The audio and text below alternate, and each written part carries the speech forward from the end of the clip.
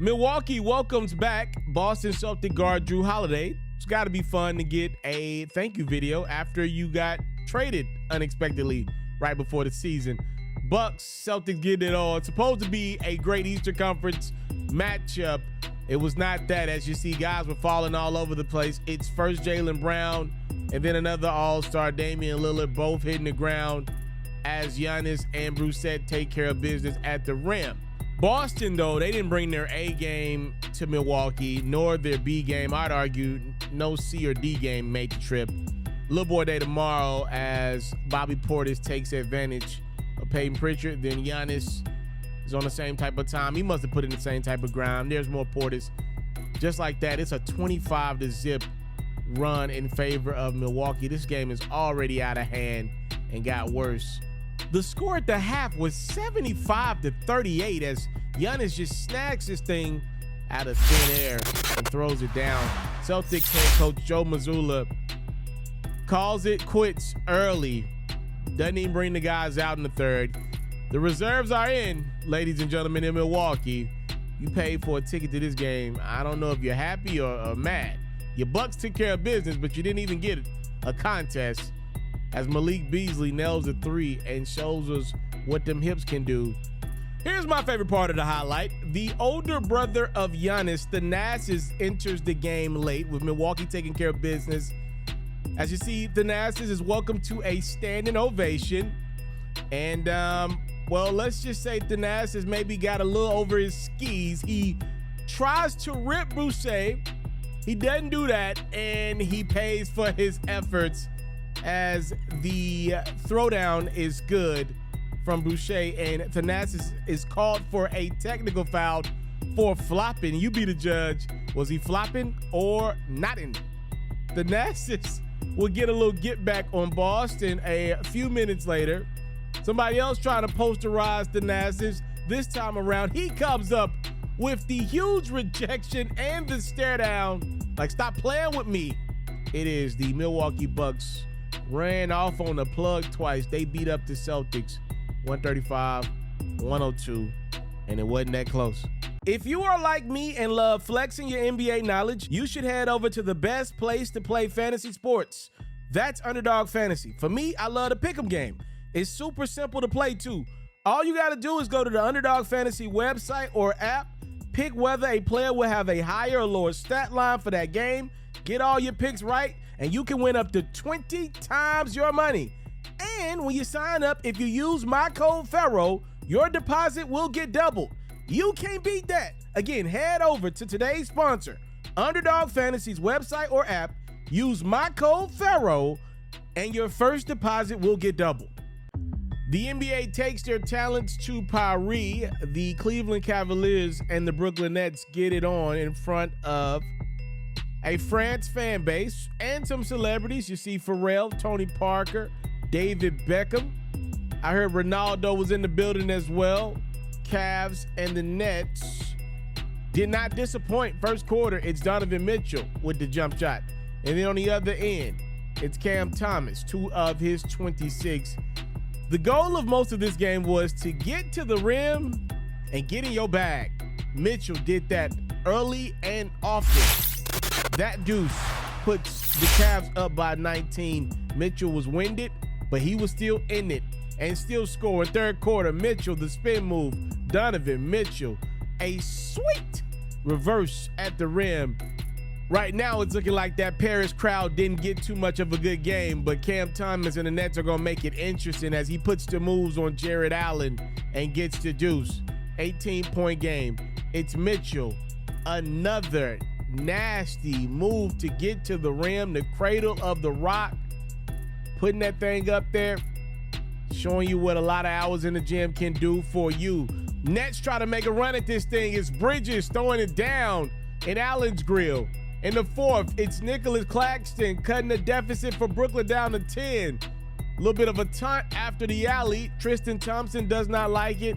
He is ejected for the chest shove to Claxton. From there, though, his Cavalier teammates had his back. It's Mitchell once again, relentless in his approach. He had 45 points. Bridges responding and one. 7-point game. When it's winning time. The Cavs had Mitchell. The Nets did not have him. Your final score from Paris is 111-102 in favor of the team in maroon. D. Mitch, season high 45, also grabbed 12 rebounds, dished out 6 assists. LeBron James and the Los Angeles Lakers were set to do battle with Kevin Durant and the Phoenix Suns. One team showed up, the other did not. You be the judge. First quarter, it's all about Devin Booker. He started the party for Phoenix, and Bradley Beal's gonna finish it. Booker had 31 points, 5 rebounds, 5 assists, 3 steals. Phoenix already up double digits. Josh Okogie joins the fun.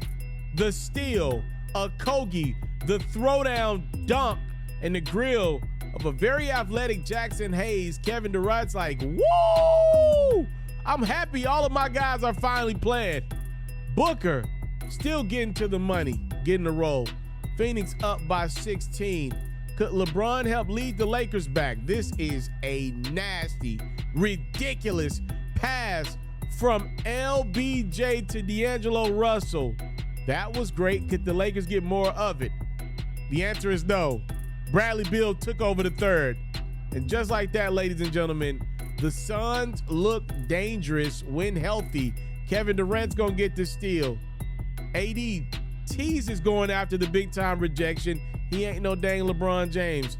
Suns take the 23-point lead. Beal's not done, though. He's like, okay, this basketball thing, I used to be really good at it. Maybe I should do that again.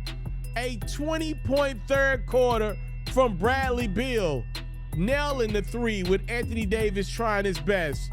Austin Reeves, oh my goodness, this just got nasty. Beal putting the moves on the Lakers plus the foul. And then Brad in transition. That's the Bradley Beal that we remember. 37 points. The Lakers get rushed out of their own building.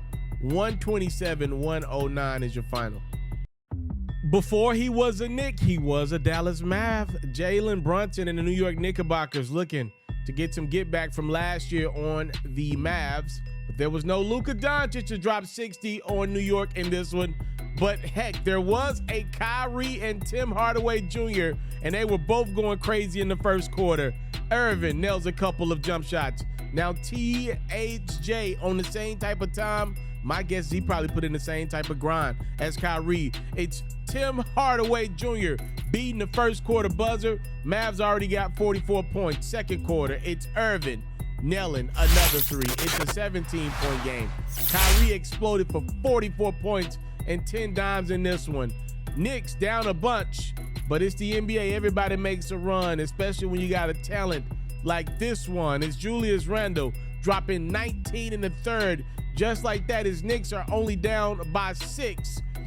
Still in the third, it's Irvin again, extending the Mavs lead to double digits. It's Kyrie, arguably the best finisher we got in the NBA. Here comes the Knickerbockers one more again, though. Down 12 in the fourth. Brunson says not so fast on his former team. He had 30. It's a 4-point game, 70 seconds to go. Dante DiVincenzo cuts this thing down to 1. This game, though, would come down to one very long possession for the Mavs because of offensive rebounds. Dallas gets 3 offensive boards after Green and 2 Hardaway misses. After a while, Kyrie says, okay, give me the ball and get the heck out of the way. I will make the right play for this squad. It's Irvin attacking and dominant to Josh Green, who this time around with a Kyrie pass nails the open 3, and it's Dallas holding on by the thinnest of hairs to beat the New York Knicks 128-124, even without Luka Doncic. I want to salute you, homie, you know, for building your own thing and doing your own thing. Why build theirs when I believe I can build my own? You've already done it, or I wouldn't be here. I'm already the only elite sports and music journalist in the game today. My goal is simple, to be the best there's ever been. So please don't go. Make sure you subscribe and follow the journey. It truly means everything to me. I tell stories. I talk music. I cover sports. I am culture. I am FERRO.